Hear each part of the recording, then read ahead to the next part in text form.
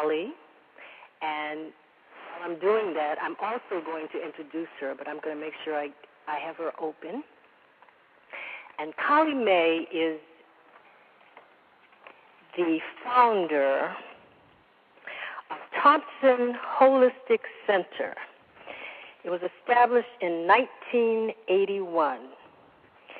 In 1983, on a spiritual pilgrimage to India, Haidakam Baba initiated and named Kali as a trigger for divine mother energy. This energy is the foundation for all tools offered. Additional services include spiritual guidance with tarot, native sweat lodge, the ancient, and the Lila, a group encounter in nature to prompt conscious living. Kali? Yes, thank you. Welcome. Thank you for having me, yes. It is my pleasure. How are you doing today? Really quite fine. Really wonderful. It's a great day. I'm in Chicago, so it's overcast, but it's lovely. Yeah, this is a great opportunity. I wanted to say the name of that encounter in nature because it's such a great word and it brings such movement. It's the Leela, and the Leela is the play of God. That's one of the group encounters that I lead for folks, and it's a very ancient, old tradition. Very powerful when people can attend the Leela or have a Leela, which has a lot to do with the Creator coming and impacting on someone's life personally.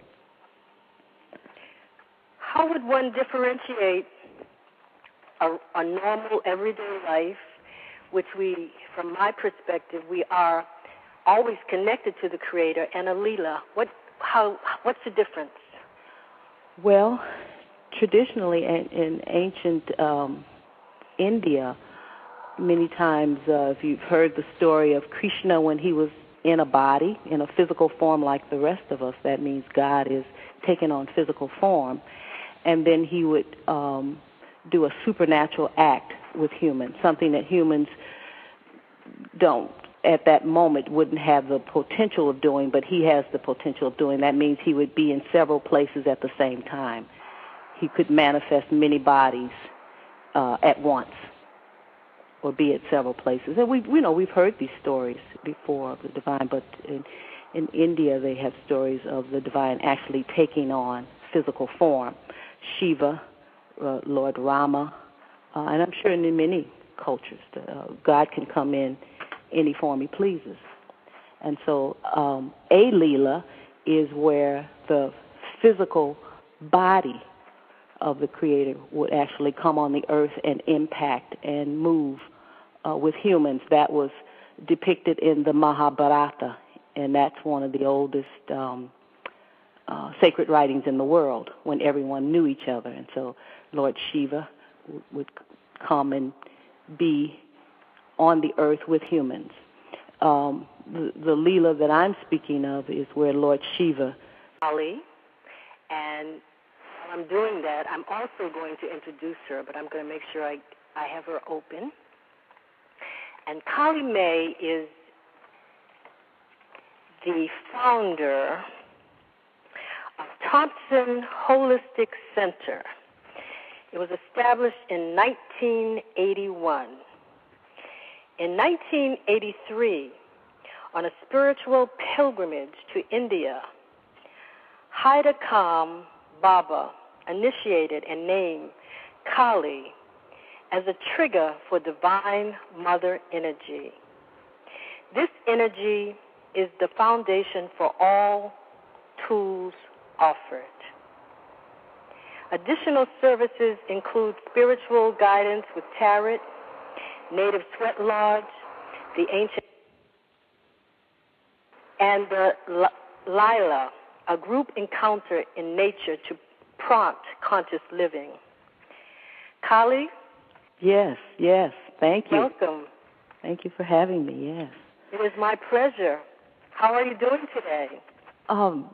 Really quite fine. Really wonderful. It's a great day. I'm in Chicago, so it's overcast, but it's lovely. Yeah. Yeah, this is a great opportunity. I wanted to say the name of that encounter in nature because it's such a great word and it brings such movement. It's the Leela, and the Leela is the play of God. That's one of the group encounters that I lead for folks, and it's a very ancient, old tradition. Very powerful when people can attend the Leela or have a Leela, which has a lot to do with the Creator coming and impacting on someone's life personally. How would one differentiate a normal everyday life, which from my perspective, we are always connected to the Creator, and a Leela? What's the difference? Well, traditionally in ancient India, many times if you've heard the story of Krishna when he was in a body, in a physical form like the rest of us, that means God is taking on physical form, and then he would do a supernatural act with humans, something that humans don't at that moment wouldn't have the potential of doing, but he has the potential of doing. That means he would be in several places at the same time. He could manifest many bodies at once or be at several places. And we've heard these stories before of the divine, but in India they have stories of the divine actually taking on physical form.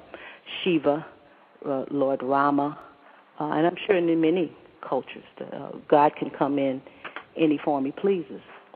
And so a Leela is where the physical body of the Creator would actually come on the earth and impact and move with humans. That was depicted in the Mahabharata, and that's one of the oldest sacred writings in the world when everyone knew each other. And so Lord Shiva would come and be on the earth with humans. The Leela that I'm speaking of is where Lord Shiva is her counsel, and my question was how I should travel from the ashram and go to other parts of India. And I was waiting for a response. They were translating, and I was knelt before him, and I realized I had my arm was laying on his leg.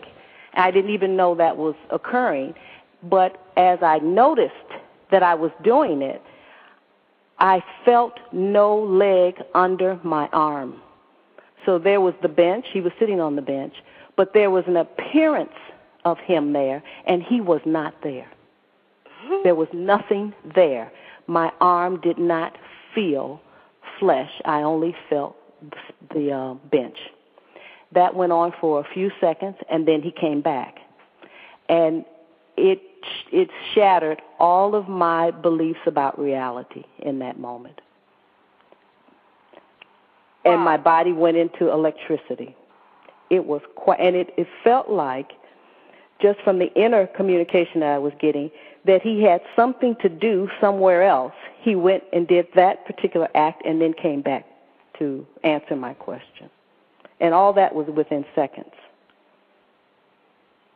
How enriching for your life and for your spirit to have had the opportunity to be in the presence of such enchanting, for lack of a better word, mystical experience. Divine, yes. Divine, yeah. Well, that encounter, and I stayed with him for 6 weeks in 1983, and it transformed me into the human that I want to be and continue to strive for in terms of devotion and consciousness and a sense of character and compassion and truth. And the the opportunity that I had kept me linked to Babaji so that I would be able to share that experience with other people in their own path of consciousness and devotion and truth. So it impacts me every day. And our connection is very strong, and I'm able to pass that on to other people who want it, those who may want that encounter. Yeah. And even within the tools that I share, I was already trained as a holistic practitioner when I arrived there. I was already doing herbal detoxification and colonics, reflexology, Reiki, rebirthing, all those tools I was already trained in. And so it just upped my ability to be of service. It upped my vibration and my ability to listen to the divine, to be more of service to other people. He trained me very well. He gave me very wonderful, very quick, powerful gifts after that time. The Kali energy is the Great Mother, and my name is Kali Maie, and that name means one who has been given to Kali. And we're in what's called the Kali Yuga now. And at this time in the human evolution, it's a time where chaos and order could come into play. We're being purged of a lot of, I don't know, you can use a lot of different judgments, but I think if you just look at the news, you can see all the different types of war and low moral character. That comes up every day. We've got all these issues of stealing and overindulgence and that. And the Kali energy is a type of energy, I kind of think of it as a vacuum cleaner. It's that mother energy that comes in and cleans the house. And then when a woman wants to clean her house and she wants it thoroughly clean, it's nothing like her doing it herself. She knows where everything's hidden. And Kali is that kind of energy that will trigger what an individual may be hiding from themselves, deep in their subconscious, deep in their ego, in their body, and bring it up to the surface so that they could see it, and if they're willing and participating in healing, to be for that to be removed. Even if they don't want it removed, it'll come up to the surface so that they can see that they're doing it. The object is to let them know that someone sees you doing that you're not hiding that behavior. And so that's when people hire me, they're hiring me to help them to get to those places that they're hiding from themselves. Because the Kali energy is very cutting, very quick, very powerful. This is the sign of the times. And so I'm very honored that Babaji chose me and named me that, but it's quite a ferocious energy. Go ahead. Especially for people who are very committed to transformation, and if they're very committed to it and they're wanting to build their character, and that's what I'm focused on. That Kali energy is the one to go with. It's like fire. It's like a sword that's on fire. It's like Archangel Michael in a female form. Michael comes, he's got a sword, and it's on fire.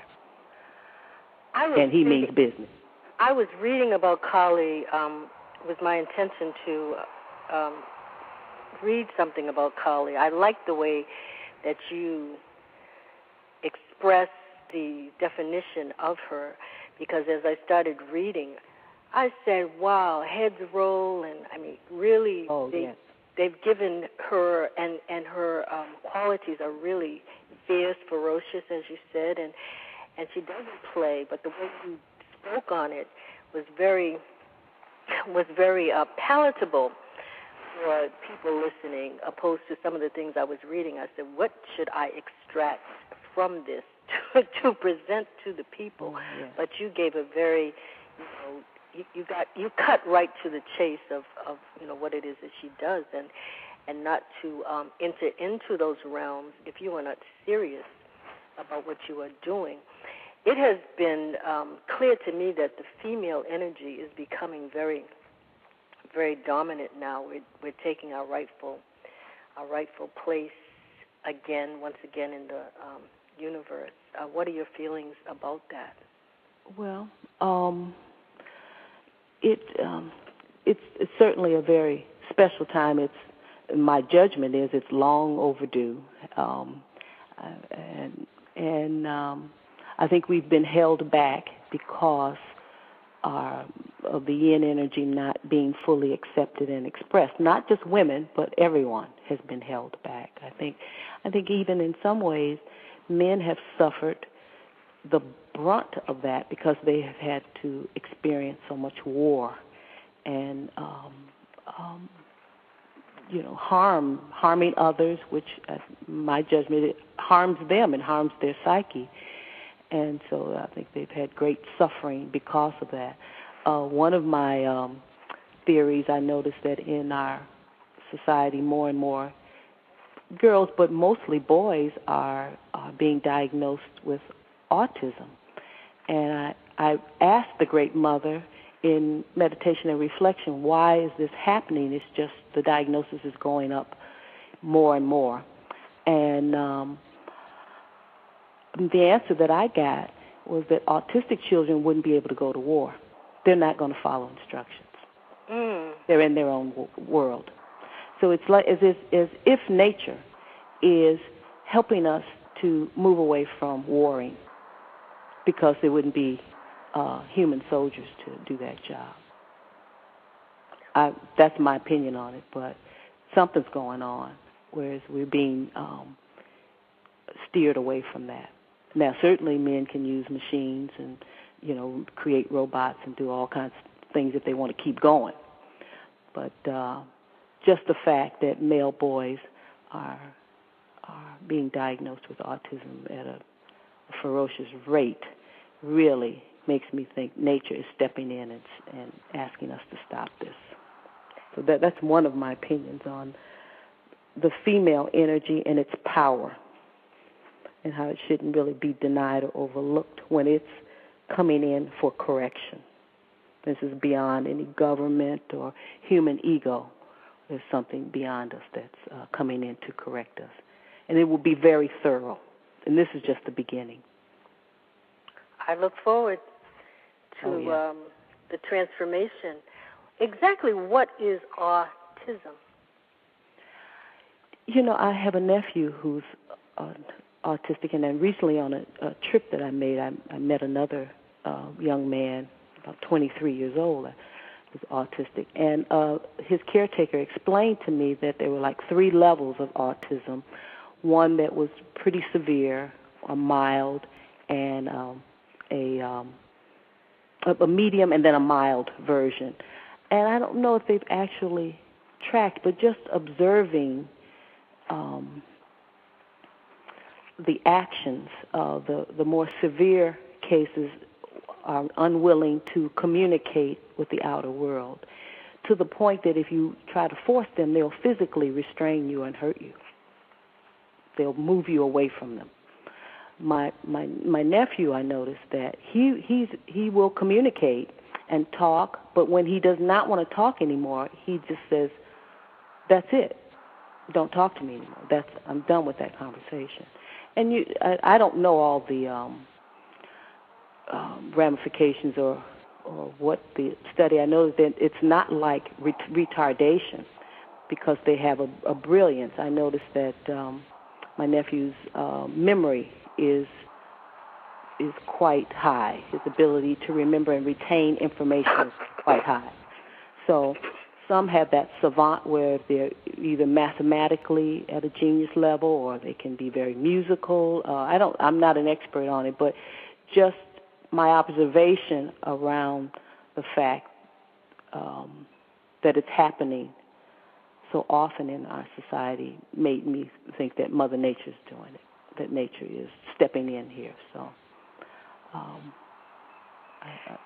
that's what I've observed about autistic people, is that they specialize in one particular area, extremely masterful in a particular area in their life, and it's incredible. It's like they're like Babaji in the state of becoming human.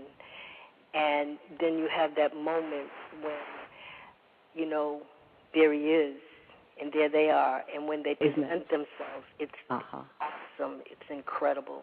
And that's what I'm feeling. You know, I'm seeing the connection between Babaji and the artistic person, who are very, very special in their ability to do whatever it is that they have come here to do. And it's very clear what they have come here to do. There is no question. Oh, yes.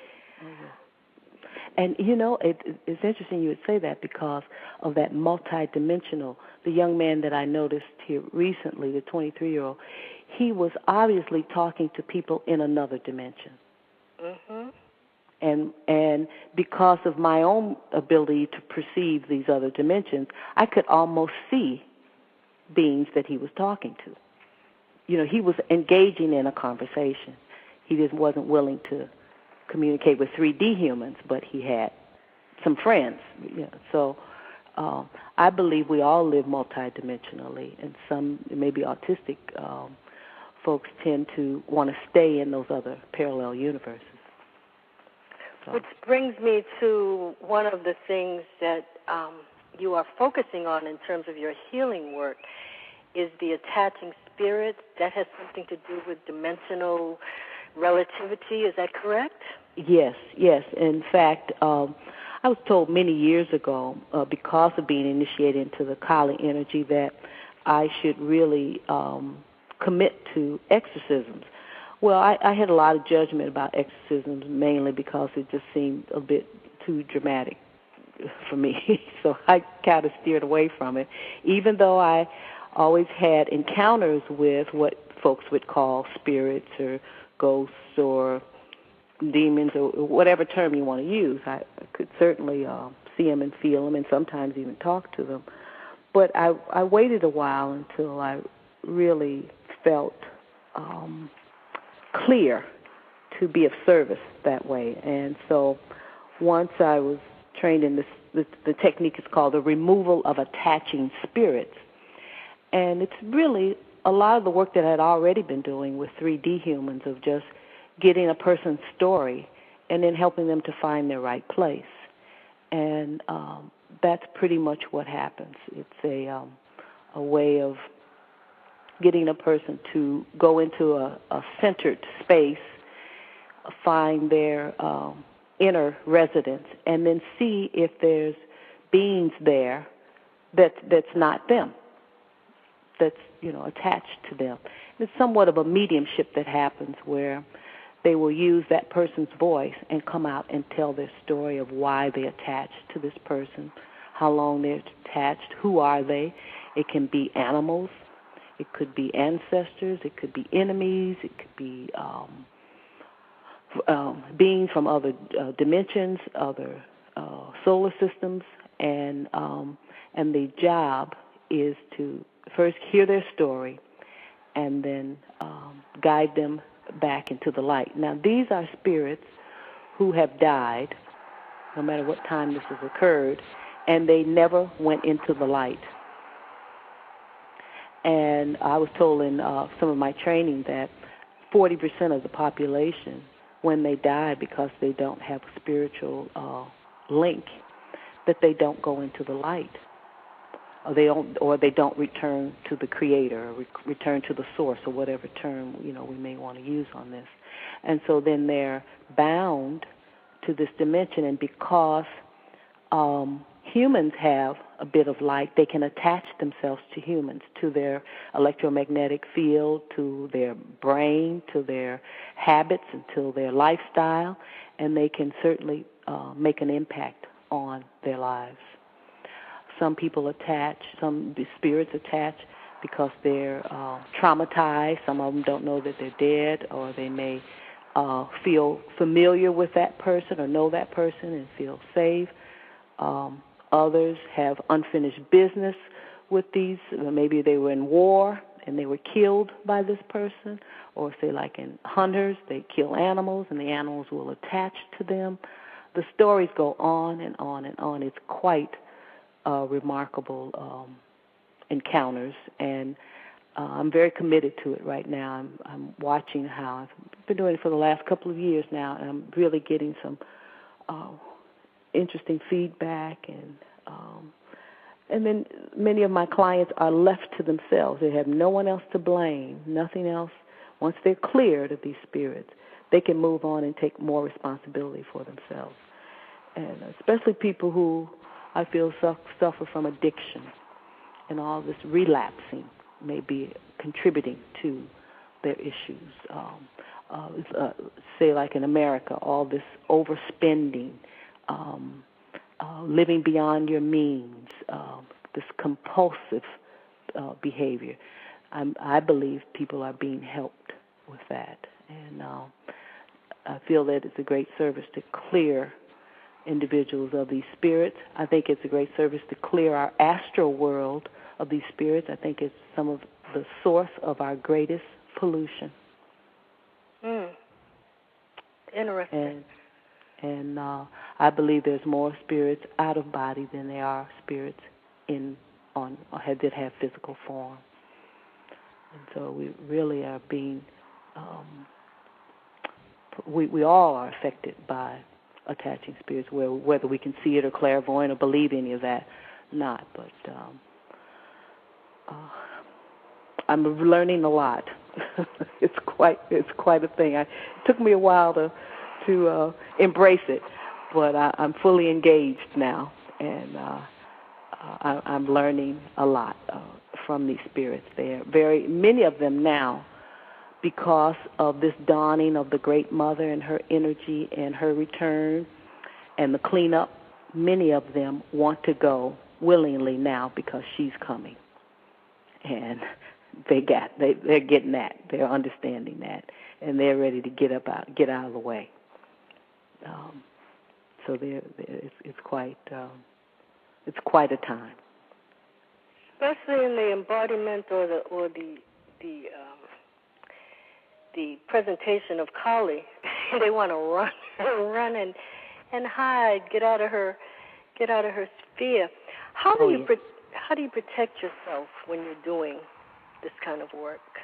Well, I've been trained. Again, Babaji is he's really considered the father of form. He really has mastery over form, and he is the sponsor of this planet. This is a very special planet, and so a lot of training has gone within me to help me to do this work. My husband is named Kal Brahman. He's not in 3D anymore, but he's in the spirit world, and that name means Shiva in his protective form, and he's quite a force within himself. And then there's a archangel that is committed to the work that I do, and he's the number one guider of these spirits. So he puts a lot of effort in their being put in their right place when they come forth. So I have a strong line of protection. My first line of protection is the loving light of the source of the universe, so I call that in continually. Sometimes my husband laughs at me, and I'm kind of calling for help, and he said, you don't realize how intense you are within yourself. So I always have to remember that because my commitment and my devotion to service is very, very strong. And if a being comes before me, then it's my job to see that they get to their right place. So I'm very focused when that occurs. And my energy, my ability to sound and open up portals is very clear. So I use a lot of sound, and in the inner world, I do a lot of work dimensionally through the dream world. So I feel that a lot of preparation happens ahead of time before I even do the removal. So I may do a lot of visiting with these beings before we actually come into each other's presence, and they're ready to go. But again, if they're not going to listen to me, I've got this strong backup, this male backup that's quite forceful. And then the client, the person who is having the removal, they have a responsibility in this also. And it's really on them to also break this tie. So it's not just one. Everybody has to have a commitment. Everyone has to be ready for this to happen. And I'm obedient so that when this encounters occur, everybody's in agreement. Again, I had made a commitment that I didn't really want to be doing this unless everybody was committed. I didn't want to be forcing somebody out or, chasing them with a fiery sword. That wasn't my interest. I wanted to hear their story, and in a loving way, because love has its own power for them to be in their right place. How does someone know that they need your service? Well, but I've been in holistic for a long time, and so my clientele, as I acquire tools, then my clients, I present them with the tools that I have, and so they're more than willing to, get checked out. I use a tool called Body Talk where I could actually ask their body if they actually have attaching spirits, because sometimes folks don't know if that's going on. They can be so subtle, you would not even know that that's occurring. In fact, most people have it, because that, again, there's more beings out of bodies than there are in bodies. So they're not wanting, most of these spirits don't want to be found out. So, but it's people who are in consciousness work, they'll get themselves checked out. It would be just like how you go for screening in the medical community. People go get screening about, oh, how's my heart doing? Oh, how's my blood pressure? We do that. Well, in the holistic field, people have always gotten checked for spirits. That's just the thing. When I first got started in consciousness work and metaphysics, one of the first things they do is check you for outside influences. And literally, you should check yourself all the time for that, because Earth is such a powerful place in the cosmos, in the universe, and beings from many, many places want to come and hang out here. This is really, it's just how you go to certain cities, and certain universities in those cities are called a party school. Haven't you heard that term where, people go to that university because they know they'll have a good party going on? Sure. Earth is a free will zone. So beings from many different dimensions and throughout many galaxies come and hang out because they can do whatever they want here. This has been going on a very long time. Interesting. Yeah. For sure. Mm-hmm. Because in all my journeys in the metaphysical and the holistic and the mystical realms, I've never been aware of checking for spirits in that way. It sounds like a correct thing to do, because they are there. Oh, yeah. And how would a person that is listening now that doesn't have access to you immediately, is there anything that you could suggest for them to do now in terms of protecting themselves? Well, again, asking the loving light, to be surrounded in the loving light. It's very important to say the loving light. There are many different spectrums, and not all of them are focused in love. So it's always important to call in the presence of loving light. There are many indications to know if someone is affected by spirits. It could be fits of anger, trouble sleeping, overspending, inappropriate sexual behavior, inappropriate that person realizes that they don't understand why are they acting that way. There are many different signs that would give a person indications that something's just not quite right. Sometimes even physical discomforts especially in the big joints, headaches in the back of the head. There are many symptoms that are present that indicate there could be attaching spirits. Yeah. But again, certainly people do purification type things, but the bottom line, the bottom line is to have them removed. is for those who want it. Some people, not everyone. And again, this is not the removal of your spirit guides or beings that are there to help you, because those beings have gone through the light, and they're not causing you trouble. They're not there to control your life or tell you what to do. They're there in support of you. But beings that are in control, and sometimes this control, they would call it loving, that they're doing it because they love you or feel like they need to protect you. And my feeling on that is they're not the presence of God, and that's really not their job to do that. And so many times in the removal, we have a discussion about the fact that they have to let that position go and leave that person to themselves and to the presence of God so that they can get a new assignment. Sometimes a lot of these connections are love connections. They're not evil. They're just misguided. It would be like a mother who inappropriately dotes on her son. Well, if she dies, she may not let him go, and she's still there. I got it. You see, and so there's just a way of sending that person to a new assignment so they can have freedom and they can go on and live their life in another dimension and have something else going on. And when the time is right, it'll occur. Sometimes the people will, the spirits will say they want to do something else. They want to be free.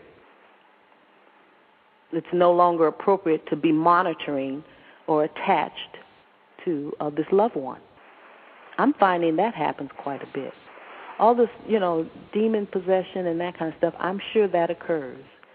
But I think that's more rare than it is the commonplace. Which is understandable. Yeah. If you're ready, we have a caller. We have a couple of callers, but one has their hands up. And if you're ready, I'm going to go to them and see what's on their mind. Oh, yeah, I'd love to hear it. Okay. Caller from the 252 area code. I am opening up your mic, and you're on the air. Well, it didn't open up. And okay. It did. Caller, are you there? Hello? Yes. Hi, how are you doing? Wonderful. Good. I'm doing fine. How can we help you? I was just wondering, can you sense any negativity around me? Any negative spirits or whatever? Well, I am trained to hear in people's voices. And,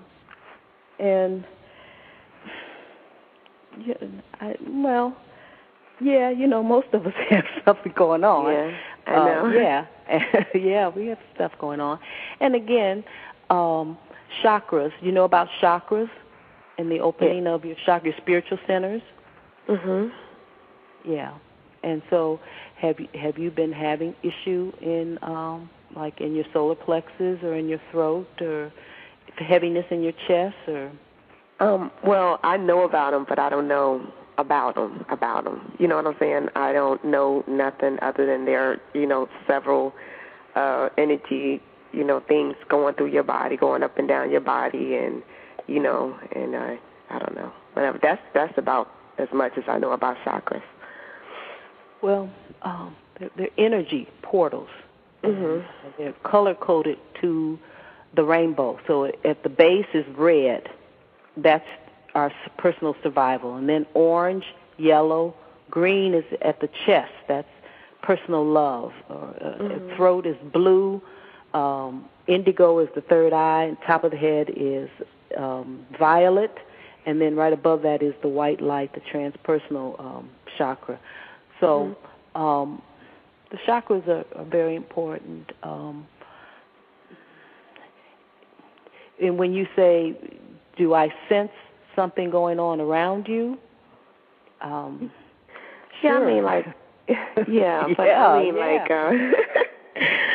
I guess, well, I don't know. Well, I don't know what to say, but I don't know. I guess, okay, because I was trying to, like, kind of, because you're into your Orisha.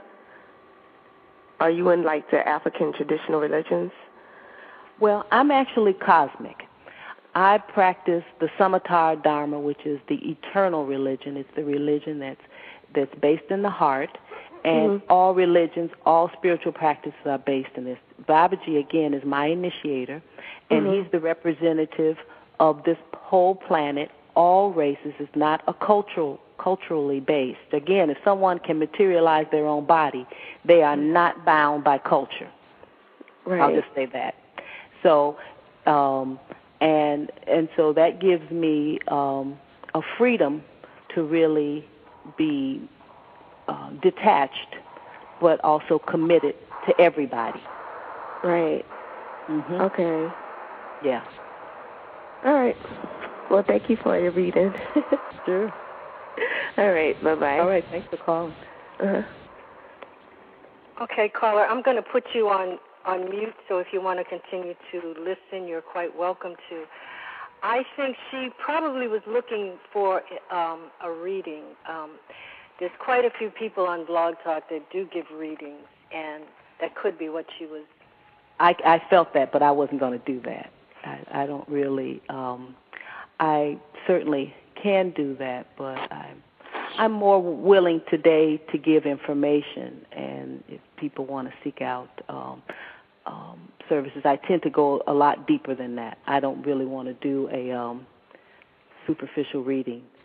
I hear you, and it's your world, you know, living it as you will.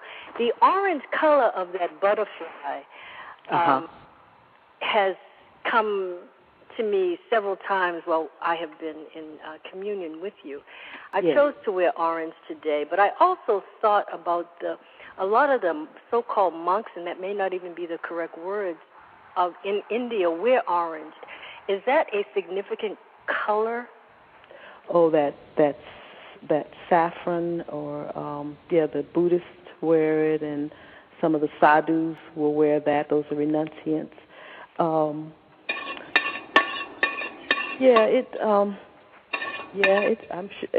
sure it has significance. I don't know all the whys of it. No problem at all. I don't know if I don't know if in terms of that's the chakra that's orange is that second chakra, which is creativity and aliveness, and so that might link them more into God's aliveness. But I'm sure, Buddhists have a more accurate description of why they do that. I don't. I have my head shaved, and most Buddhists and sadhus keep their head shaved, but I do keep my head shaved. I wondered about that. Huh? Why do you keep it shaved? Yeah, it's a purification. In fact, the ashram, Hediakan, it's called. It translates to the center of the universe.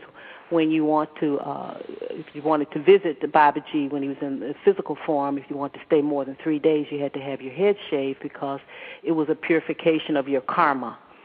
And after 9 months, you can start to grow your hair back. And so when I asked him about how long I should keep my head shaved, and this first time that I did it, he said indefinitely.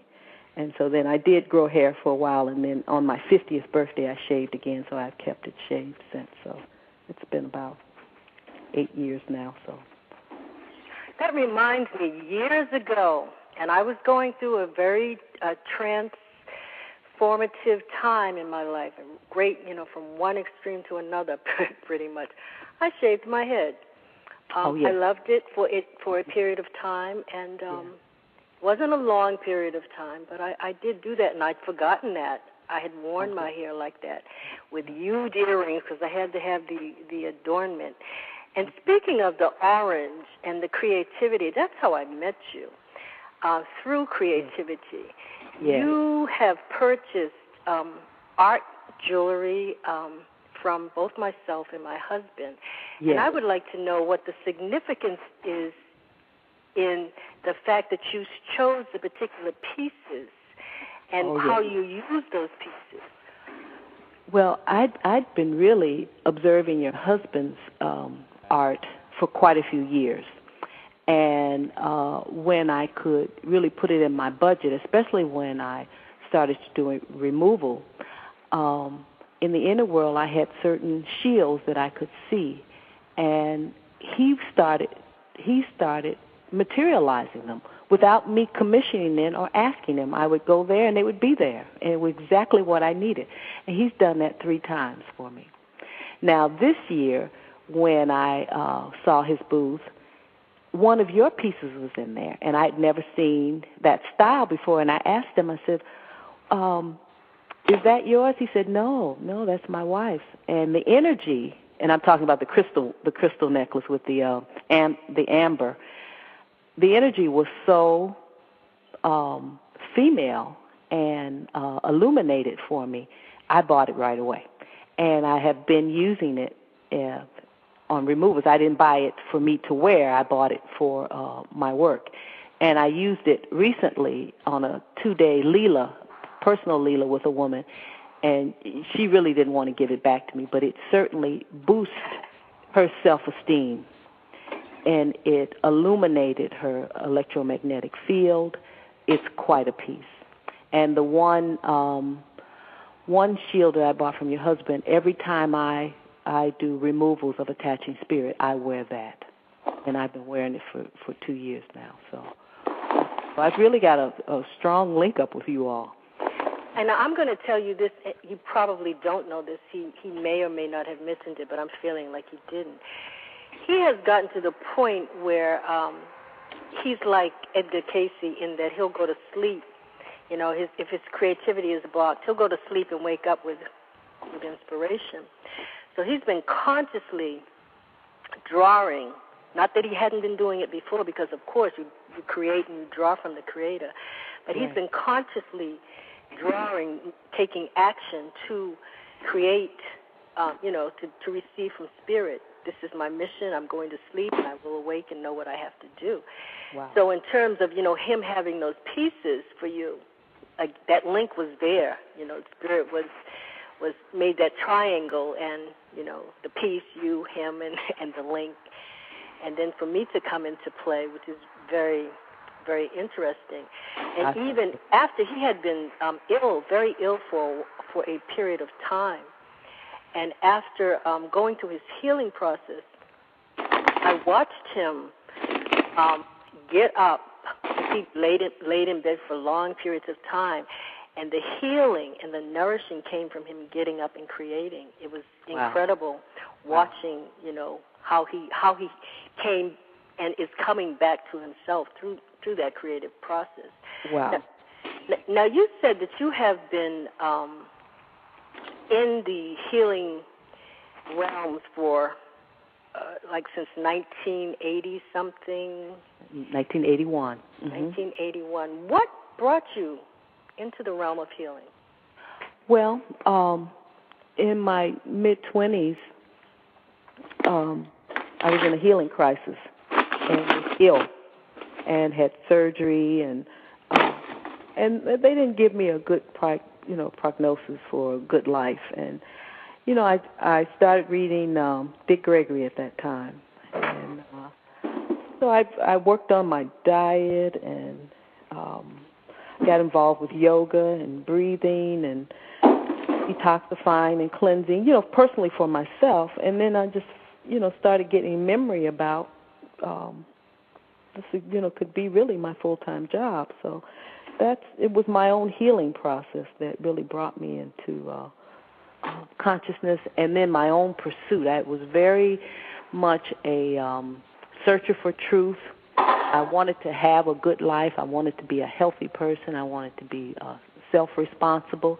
So I took it upon myself to really explore that. I was very hungry for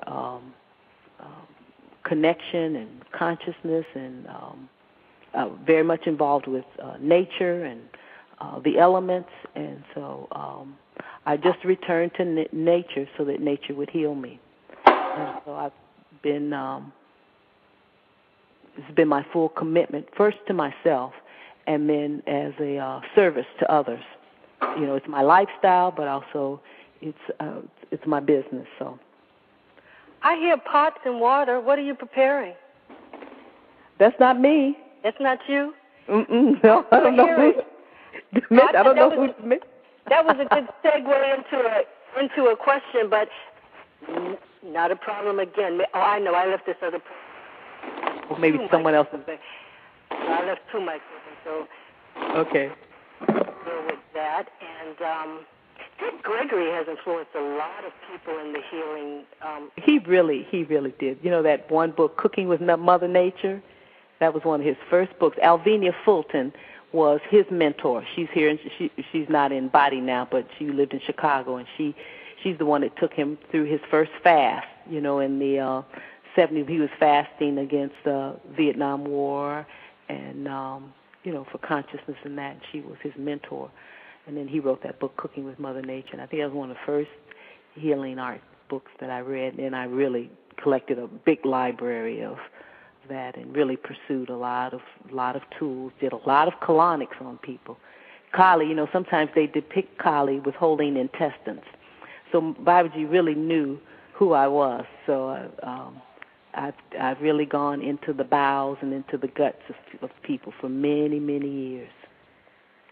The colonic, in terms of healing oneself, could you expound more upon the value and the benefit from your perspective? Well, water as a healer is very profound, and certainly finding the best water you can drink, we know is very, that absorbs into the cells, can renew the body.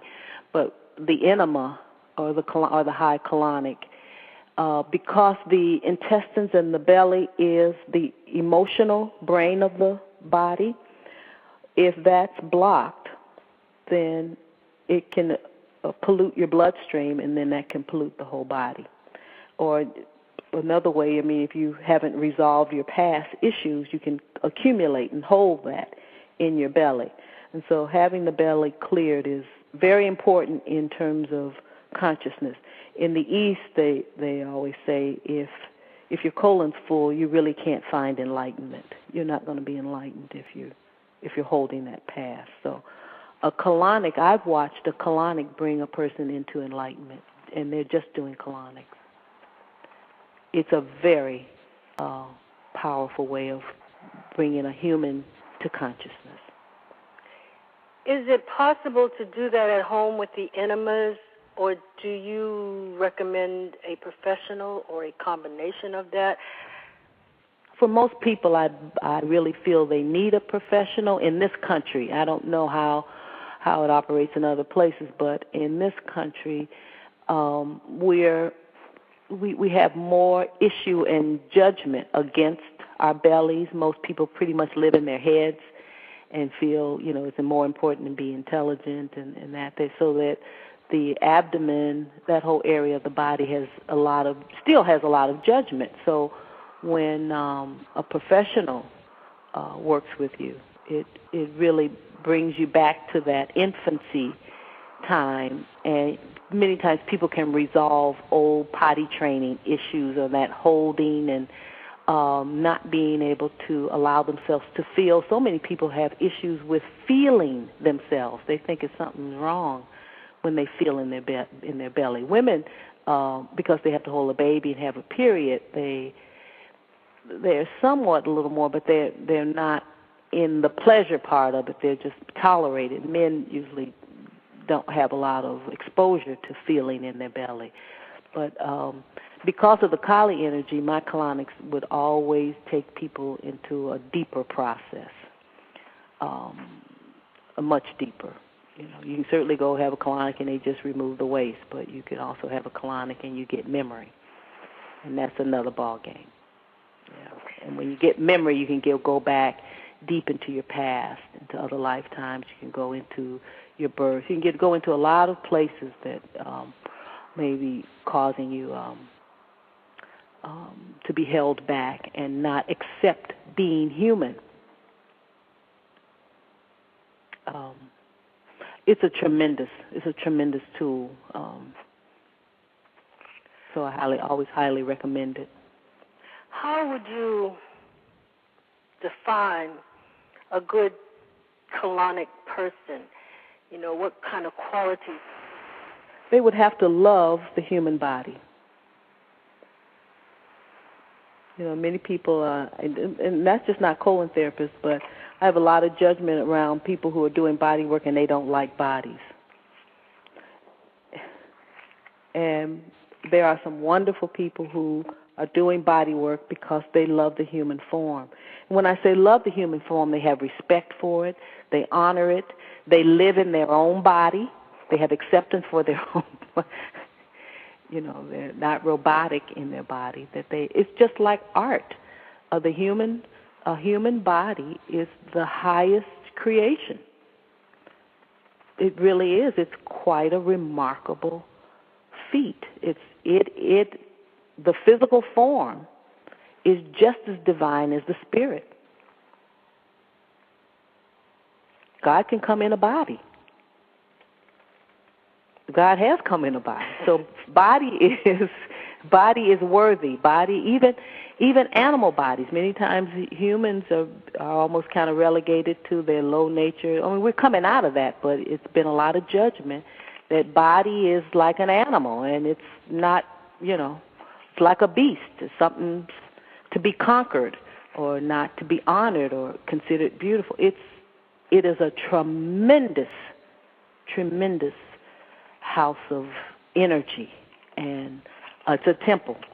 And I think a body worker who comes at a person that way is quite a remarkable person. And I wouldn't settle for anyone less. If someone's working on my body, they better like their body. They better love their body. That's just me. That. I'm very choosy, but that's how I come at a person. When they come to me for a colonic or a breath session or removal, then it's the presence of love and acceptance of a body that's in front of them. And this is why I've had a lot of success in working with people, because there's a strong connection of love and acceptance that's modeled for them. And so people who have had a lot of squeamishness about being in their body, who have rejected their body, I've done a lot of work with teaching people how to love themselves. That's so important.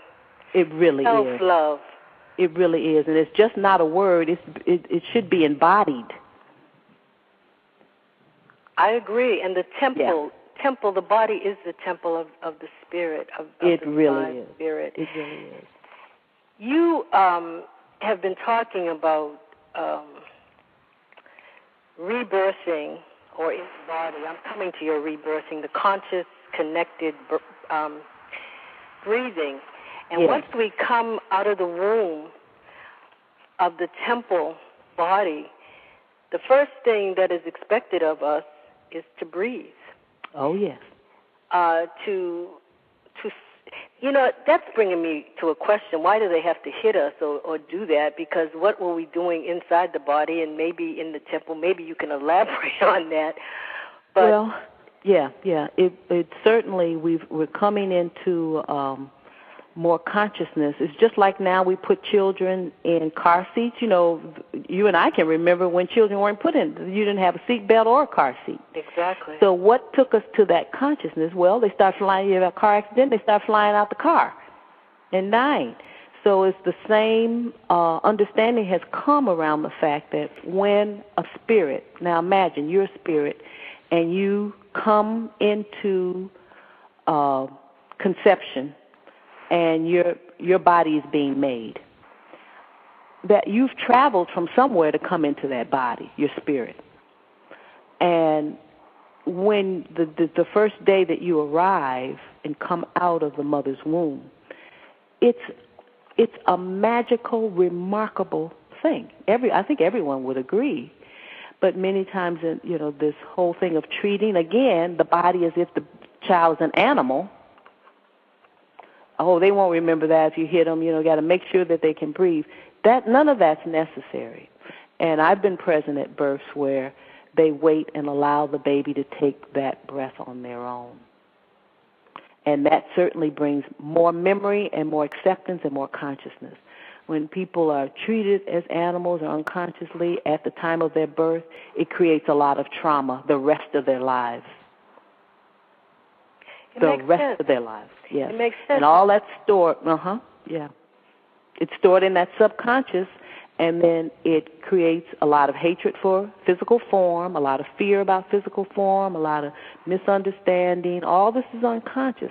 Again, the birth trauma is really big. Most of us has experienced some level of birth trauma. And remember, spirits, when they come in, they may not have language, but they're very psychic. That means their ability to sense with their whole self is very prominent, so that they feel everything that's occurring at a very high level. And it's just now, the fact, Frederick Labourier's book, Birth Without Violence, that came out in the 70s, was the doorway that opened up the consciousness around treating the mother and the baby, and the whole family differently, and just treating the birth in our Western society in a more conscious way rather than an ignorant way. An ignorant meaning being too harsh, hard light, putting babies on, cold, unfeeling, metal, all this stuff went on for years, and in some places still goes on, unless the people actually have their babies at home, because you're not sick if you're having a baby.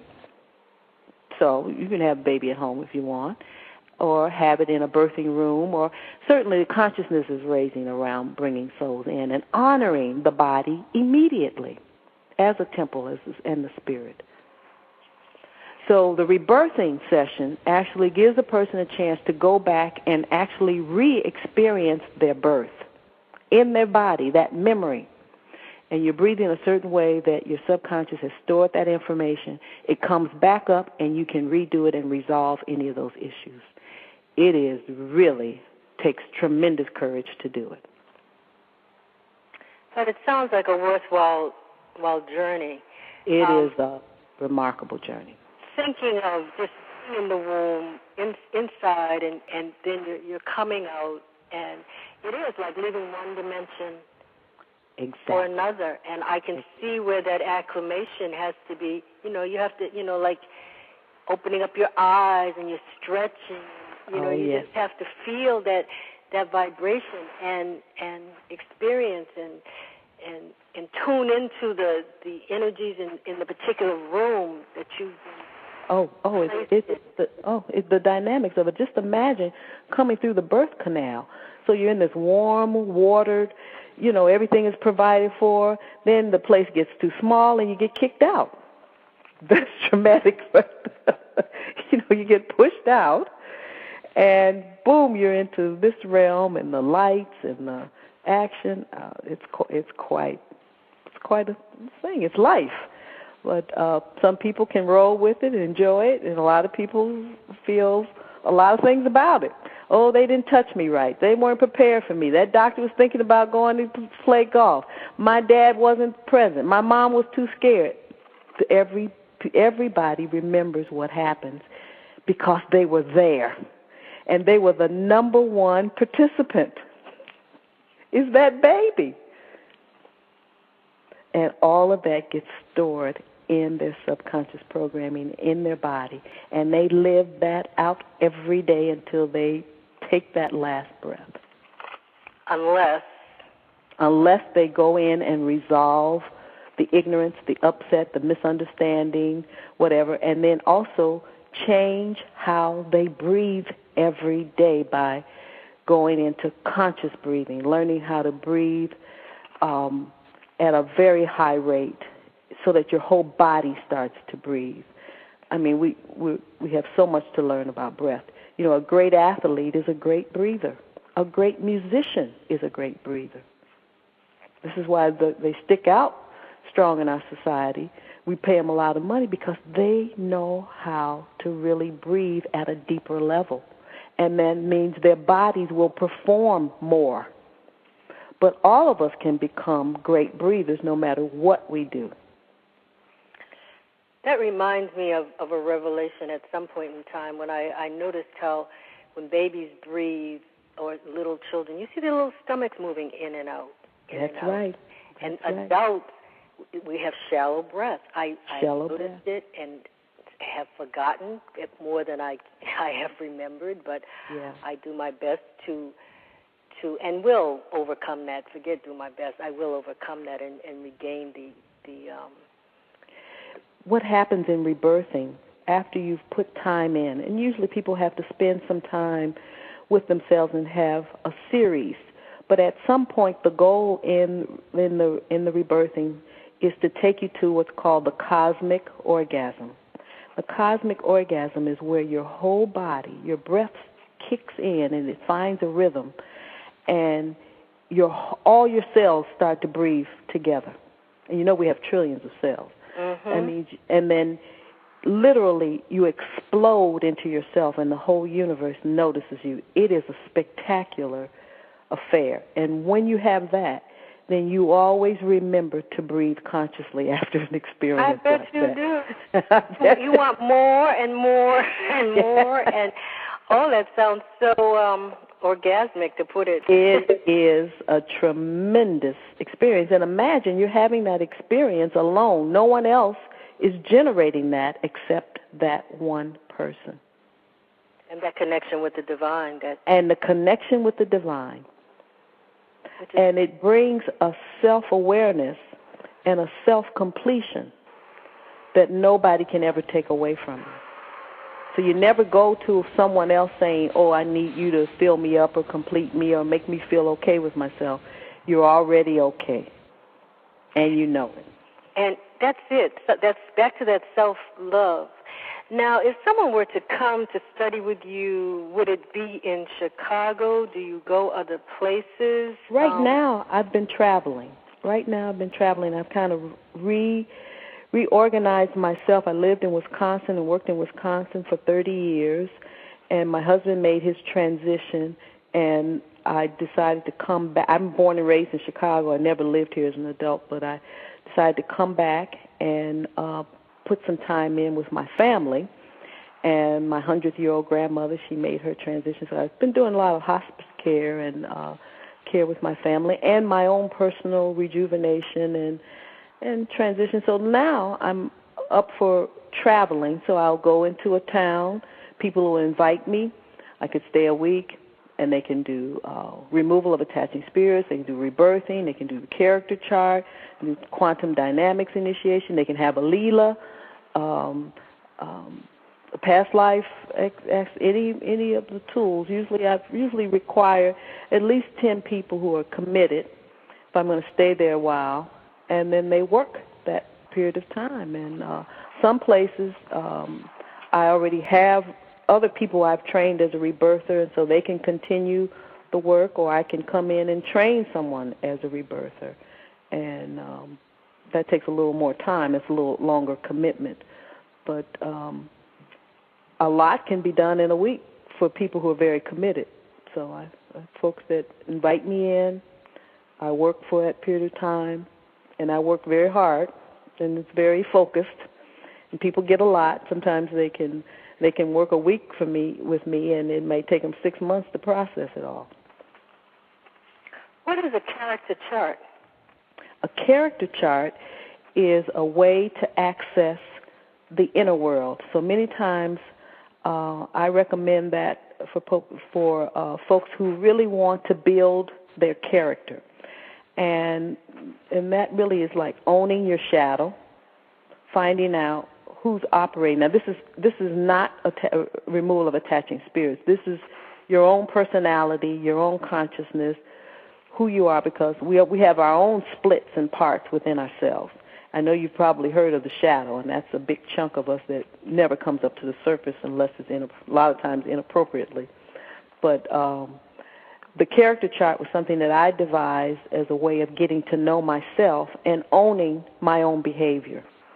And then it's like scripting a movie, and you've written the script, and you're all the characters in the movie. And you actually find a way to resolve some issues that way. So it's like a self-discovery and a self-monitoring tool. I find it very helpful. Many times people a lot about their own characters, but this is a way for your higher self, the part of you that wants to link to God, to start educating parts of you that causes you trouble to start to get its act together and start giving them assignments. Rather than causing you trouble, you can start teaching them to be more creative.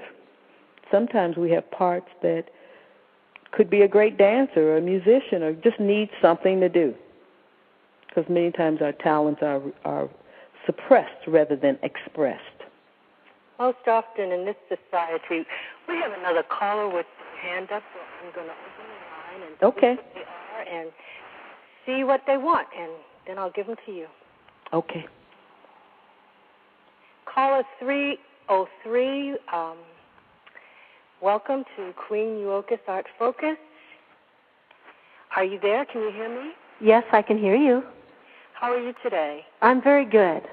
Wonderful. Where are you calling in from? Calling in from Colorado. Well, welcome. And do you have a question or comment? I have a comment. Good morning, Kali. This is Paponi. Hi. Thanks for getting through. Yeah, you're sounding good, coming through crystal clear. Oh, great. Just lending my support. Want to tell you that I'm in support of this, and I am so appreciative that you have the forum today to share your knowledge with the world. And I'm thankful that the Queen Goddess is giving you the forum on her program to do this. It's very, very good. Oh, great. Thank you for calling. Mm-hmm. My good sister. Have you studied with Kali? Excuse me, ask me that again, please. Have you studied with Kali? Oh, I've known Kali for, in this lifetime, over 20 years. So you all have a past life connection as well. Yes, we have a lot of good lifetime and memories together. That's a beautiful, beautiful thing, and I'm going to mute you out and continue on allowing her to share what she has to give us, and thank you so much for calling. You're welcome. Love and blessings, Paponi. Love and blessings, Kali. Now, I was speaking with you the other day, and you spoke about a garden. You grow your food? Well, my grandmother was a sharecropper in Mississippi, and she also had the ability, the growing hand, and so she passed that on to me. And then when I came here to Chicago, they've had a plot of land that they used for in the yard for gardening, probably for 30 years. So I just continue her tradition, but she always has had a garden, and so yeah, we grow vegetables and flowers every year, every season, and right here in Chicago. But a lot of people here in Chicago's a big green city anyway, but in the black community on the south side of Chicago, most people grow greens and vegetables in their backyard. It's an old tradition because, with the migration, so many people came from the south, and they're used to, growing vegetables. So it's just a part of our life. It's like, why not, But it's also great therapy. And growing flowers for me is really medicine. I like to look at them. I like to work with them. They talk to me. They help me. They give me ideas. And vegetables is medicine, so it's just part of my lifestyle. Are there any tips that you can give to someone that may not have the inherited or conscious inherited green thumb, that might want to grow some things in a cold climate like Chicago? Well, I think it's good to start out simply, even with house plants. Just start to get a relationship with them. Many times people neglect their plants because they don't listen to them or feel them. They don't seem to really hear that the plant will really tell you when they need water or when they need sun or when they need moving. And it's just something you just tune into. Like mothers will tune in. They know when their children need something, and sometimes the child doesn't even say anything. It's the same way with plants and animals. So it's just tuning into them, and they'll grow remarkably well for you, once you tune in, because they want to do well for us. And once the human realizes that, then that rapport starts, and they'll do well. What type of a diet do you recommend for people, or do you recommend any particular diet? I just recommend real food. Not fake food or processed food, just real food, simple food, straightforward. If you listen to your body will tell you what it wants. And in terms of real food, sometimes people have to detox the old food out that's not real. When I say real, that means food that's packaged and has many ingredients. So the less ingredients, the better. So the less ingredients is that you're eating fruits and vegetables, just real food. It's not that complicated. Food's not that complicated. I know it's becoming more and more complicated, but food is very simple. If you go to Africa, food is real simple. America, I know we have so many choices here, so we've made it into a big deal, but you living in Africa or in China, you got a grain, maybe you might have a protein, maybe you might find some good water. But here we have a lot of food, but it's not real. Isn't that interesting? And you can just go to your farmer's market, and most cities have a farmer's market, and find real food that's grown right there if you're not going to grow it yourself. I mean, we have so many choices in this country, but we certainly have made life very complicated. So I really promote simplicity in all areas of life. Tell the truth, live simply, bring in a state of love. Very clear to me. Love is one of the greatest tools, or if not the greatest tool for healing in my book. It really is. You spoke about dreams, getting, before you connected with your clients, a lot of the time the information would come to you in dreams in terms of the spirits and perhaps other things. What is the dream world like for you? Well, many times in my clientele is very specialized in terms of who's going to actually hire the Kali energy and work with me. It's a very select group. And many times I'll start working with folks before I meet them in this realm. It's not uncommon for a client to show up at my door and say, I had a dream about you, and they never saw me before. Mm-hmm. That's quite common. And so I do work that realm ahead of time because we have the ability to live multidimensionally, live in many dimensions simultaneously. A lot of my work is done in the inner world before it goes out into the 3D. Well, that's the way it should be, again, in my book. And speaking of a book, have you written anything as of yet? Because I know you will if you haven't. Yeah, I've been working on some things. I have my quantum dynamics. That's an initiation that I, for people who are very committed and advanced in their spiritual path, I do an initiation, and it's called quantum dynamics. So I've put some time in writing with that, and that's usually given when you take the class. But I'm leaning toward writing about character building, especially in the society of where character's been put aside.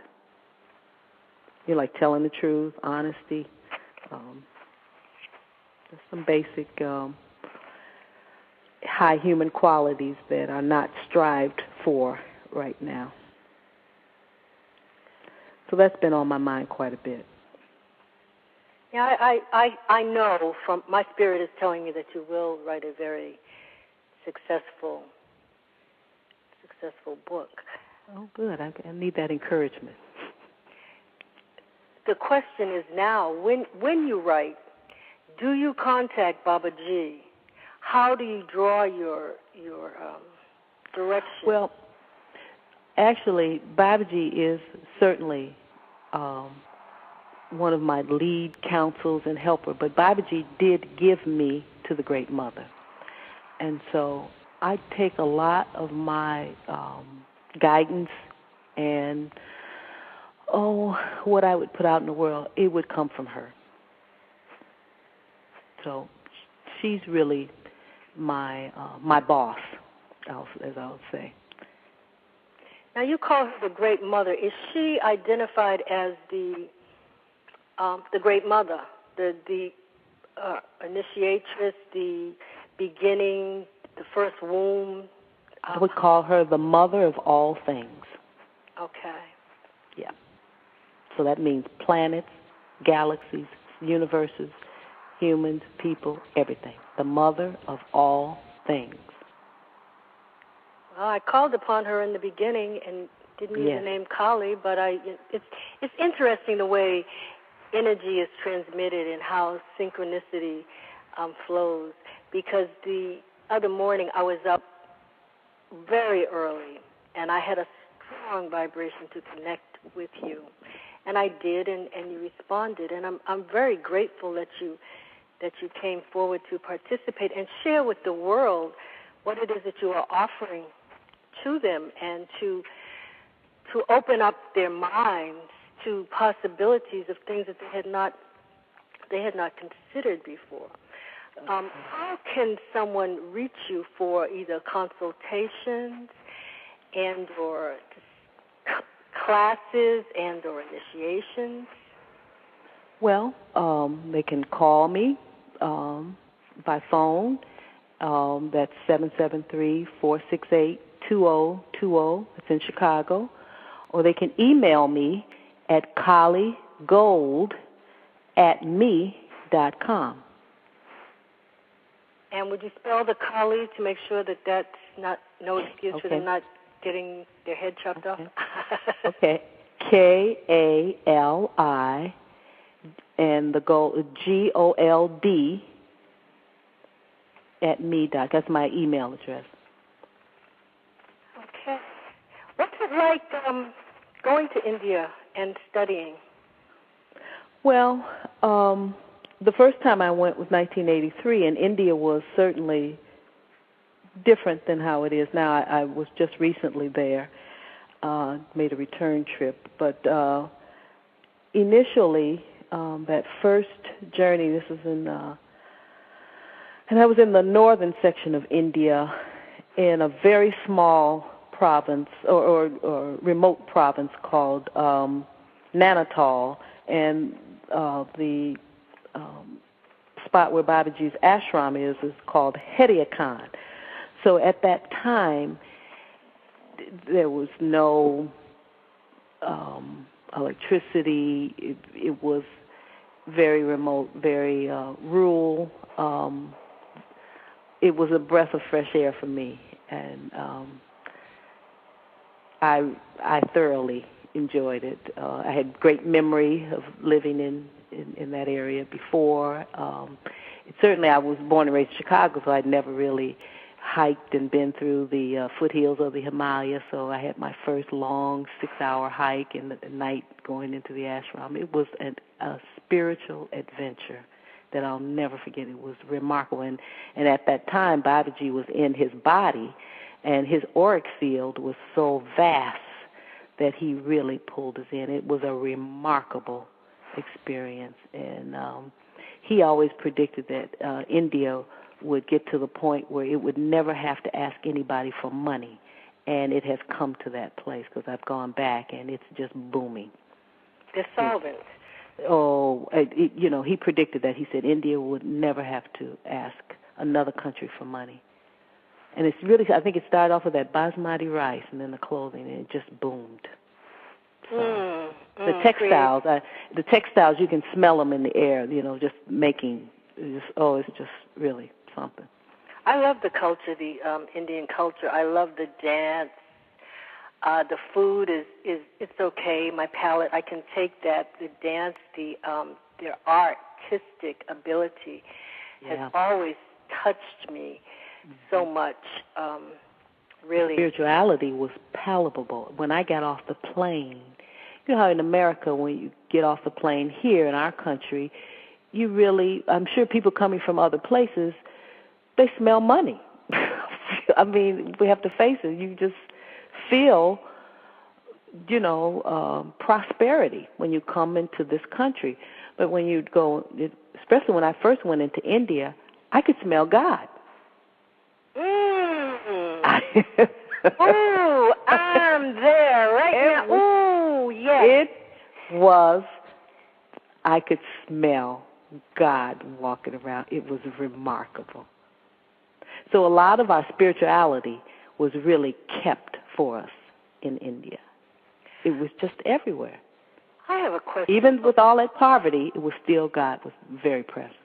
Oh, well, that's often where you find it most. People who know how to be grateful and who don't have much else to do but go within. So it's, in that respect, it's a blessing. Yeah. But I do have a question pertaining to the Indian culture, the antiquity of the Indian culture in relationship to the African culture. Yes. Because I see a correlation. Do you? Yes. Very much so. Because India used to be attached to Africa, right? As a land base, it used to be attached. And the Himalayas pulled it up and pulled it away from Africa because those mountains were growing. But in terms of language, I really feel Sanskrit came out of Africa. And remember, the Twa people really seeded India and built a lot of the southern, this is my understanding, I may be off, but built a lot of the southern temples. And so a lot of African, I think, spirituality was really kept sacred in India. I am so grateful. And merged and blended. And certainly African rhythms are all over India. And the colors, the vibrancy of the colors. Yeah. Oh, yeah. Yes. Mm-hmm. And even the locks.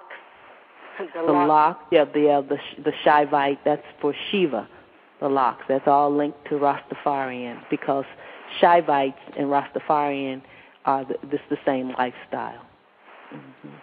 And the lost wax casting makes me think of the lost wax casting, which is, some say it came out of Benin, some say it came out of Kemet, and some say it came out of India. But they're masterful in their bronze pieces, each one of those cultures. Oh, yeah. Yeah, and that's a lot of southern India, that bronze. And so all that's the Twa. All that came out of Africa. All that that's just shared information. Going on the monsoon. The Hmong people going on the monsoon and seeded into India, Cambodia, all the way to Australia. All that's a long time ago, though. That's all interlinked. Yes, but the people are aware of that. That's important, that people be aware of it. Because otherwise it would remain hidden, and they need to know that interconnection. That the revelation for me again, it came through the arts, to see the arts hold the key to information and history, and I can see, I see it that way, and that's how things are. A lot of things are revealed to me. We have two more callers on the line. I don't know if they want to say anything, but they don't have their hands up, but sometimes people forget. I'm going to ask them, and I'm also going to tell you before I open their lines, in the chat room, we've had quite a few visitors. It's a challenge going from one place to the other. I'm doing the best I can, but I just want to tell you a couple of the comments that were said about you. And one is, wow, just listening to her voice calms me down. And it was something about keeping the head shaved. But and I also want to acknowledge who came to visit us today, and the Divine Prince came, and I'm grateful that you stopped by, Divine Prince, and Third Eye Chronicles, and a couple of, about 3 people in the guest vibration. You don't know who they are. They're probably new to Blog Talk. And 22NM. I will find out who you are. That's the one that was interested in your voice. And Katsuna Kanti also just put a big heart there, enjoying what you're doing. So now I'm going to go back to the phone line. Those are wonderful comments. Thanks. Oh, you're welcome. I'm grateful that they left them. 305. I'm going to open your line. If you don't want to say anything, just tell me that you're just listening, and I will move on. And my board is jumping around. Oh, I got it, though. 305.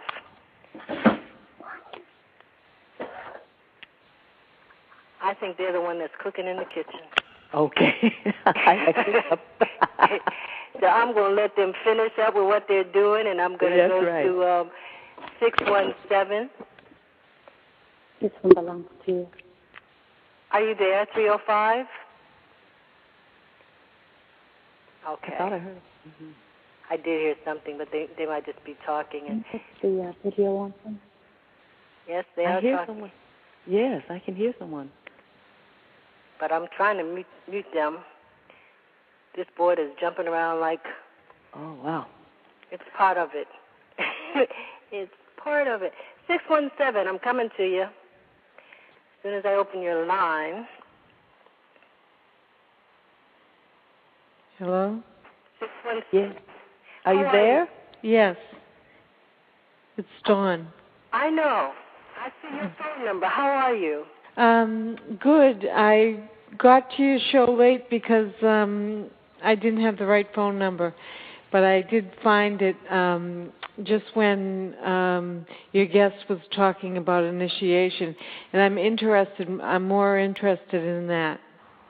Oh, that would be the quantum dynamics. Yes, quantum dynamics. And what exactly does that mean? I know that the doctor in Boston used quantum physics. Yes. This is a 40,000-year-old initiation, and it gives you access to superconsciousness in 10 seconds or less.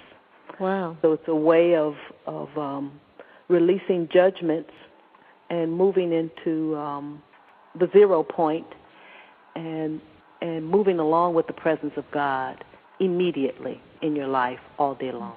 It's quite an initiation. It sounds like it's continuous consciousness. Yes, and once you have the initiation, you have that for life.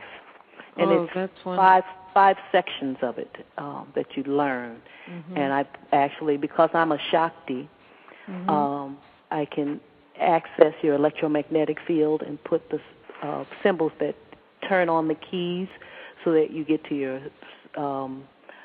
superconsciousness, and you can also access what you have recorded in your subconscious. And it is a remarkable tool, and it's very handy for these times. Now, can you do this by phone? No. Oh, okay. This is something that you have to come in person. It's a whole day process. Yes. It takes a whole day to really learn. I'm in Boston. In Boston, yeah. Well, if you can get 5 other people who are interested, I'll come. Okay. And it'll be a whole day. You can always call me later, and if you want more details about it. But it's for people who are very committed to their spiritual path and their growth. in terms of really, it's not like a beginning tool. People can be if they're very committed, but folks who are very focused and willing to be to take self-responsibility, to also strengthen their relationship with the Creator and work with the Creator every day in their life. I have a message for you. I feel that you're going to be meeting a lover. Oh, I'm going to be meeting a lover, huh? Yes. Well, there's only one lover. There is only one lover. That's true. That's true. But There's only one lover.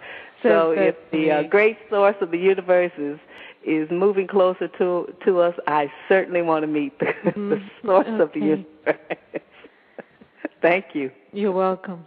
All right. And thank you for calling. Do you have anything else you would like to say, Goddess John Deacon? No, I don't, because I missed most of your show. So there's nothing that I can really comment on, though I found it very interesting, the geological considerations that were made in combining Africa and India. I thought that was wonderful. Well, I'm glad it perked your interest. Yeah. Think about this food for thought. The group that you started associating with recently, it might be a possibility for you to get them interested in her, and for them to bring her in. I mean, just food for thought. It might work out that way, and perhaps you could. Well, I won't even say what else I was going to say on the air, but see what it brings. It sounds like something that everyone needs to have. Sure, I need that. I tell you. I have a tool for everything. Oh, the phone number is 773 468 2020. 2020. Okay. Thank you very much. Thank you for calling. Blessed be. Blessings to you. Peace. Peace. I'm going to mute you out now. Well, actually, I'm going to leave you on, and if you have something to say, that you feel inspired to say in joining. Well, one thing I did want to promote, I do have a volunteer service that I'm offering, especially here in Chicago, for any groups where I'm giving a short lecture on rebirthing and breath as a volunteer service, and it's on serve.gov, the Breath Station, Illinois. And I'm really wanting to reach teenagers and anyone who's interested in getting more committed to their breath. So I'm offering a volunteer service to really this country, but I'm starting off in Chicago. And then if people bring me in for other tools, I will go to boys and girls clubs or senior homes or anywhere that people want to get introduced to more conscious breathing. So I'm very committed to that right now, too. Serve.gov. Oh, now this would be through President Obama's volunteer. Yes. And my project is called The Breath Station, Illinois. And that's an excellent way of networking as well. Healing and networking. Yeah, I'm really, especially, we've been having so much, gang violence, and I'm really wanting to teach people how they can strengthen their own inner protection through the loving light, through their breath. So just to start to breathe more consciously every day, I feel will bring more protection to us all. I agree. And so just even 10 seconds of it in a conscious way links us to the Creator. And if people don't know that, I'm really wanting to promote that. Well, the next question has to be, would you take us through a breathing experience now? Yes. In fact, I want to just do a little harmonic sounding, and then we'll do 10 connected breaths. I'll breathe through the phone so you can hear it, but before we do that, I want to clear the air and just do some harmonic toning to just bring us into the inner world. So if you bear with me just for a few moments, I'll clear my throat and I'll do some sounding. I'll pause, and then I'll do 10 connected breaths. So here I go.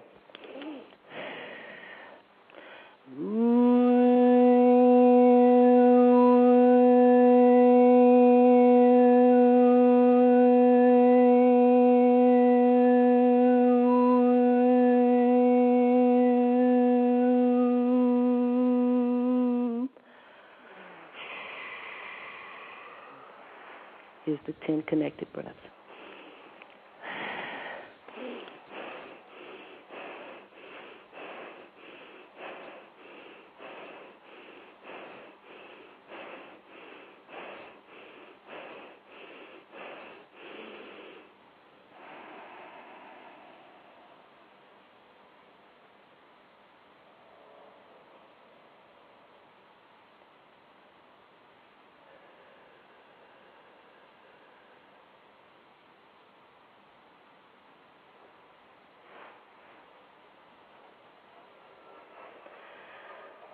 So in the 10 connected breaths, you make your breath into a circle.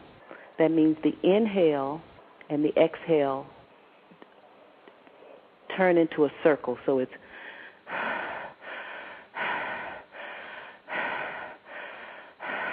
now in a traditional rebirthing session, you're breathing like that for almost 2 hours.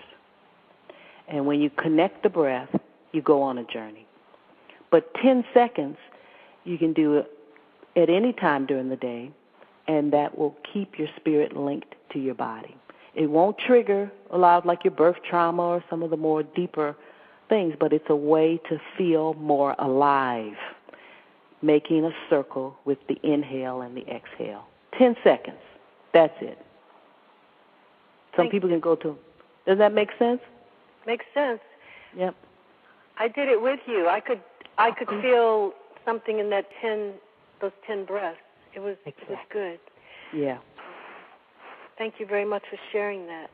Yeah. And thank you so very much for your time and your life energy. And I'm sure all of the people listening live and those who will listen to the archives greatly appreciate the message and the spirit in which you brought it in.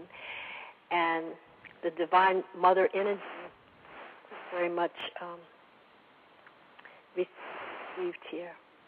Well, I want to thank you and your mate, your husband, for inviting me. He I believe he made this happen because he's been, linked to me for a while. So once he linked us together, it was just supposed to happen. I'm so grateful to you both, and it was certainly a pleasure. I certainly enjoyed every moment of it.